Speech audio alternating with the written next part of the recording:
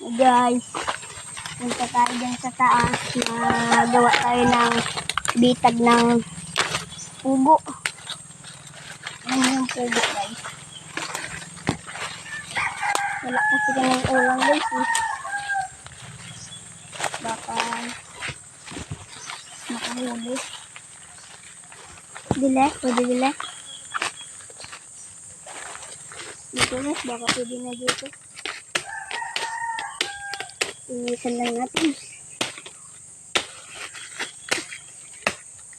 Kasi madaming pugo dito, guys. Kanina nakita namin. Wala kasi kanyang ulam. Update ko kayo, guys, mamaya pag nakahuli kami niyang hapon.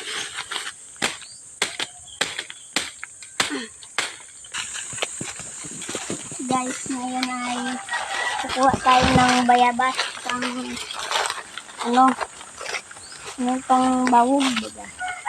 Bawog. Ano yung bawog? Kapisik. Bugok kapisik. Dito yun yung bayabas. Ang dating pulpo namin, guys, din sira na. Kasi matagal na hindi lumalagyan ng naman.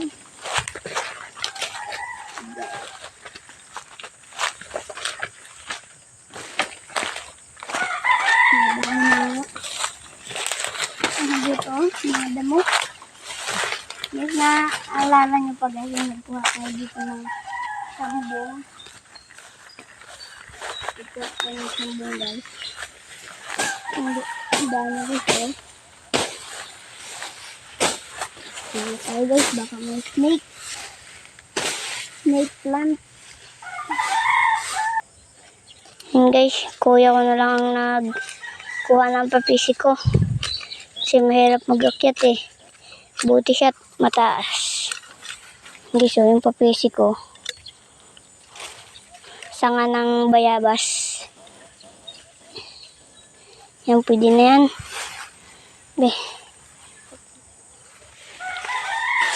Okay, so. Mahaba yan, guys. Liit lang kailangan natin, guys. Kasi pugo lang naman eh. Kasi pag tikling ito, malaki. Hindi siya umakyat na si kuya. Para kumuha ng sanga ng bayabas.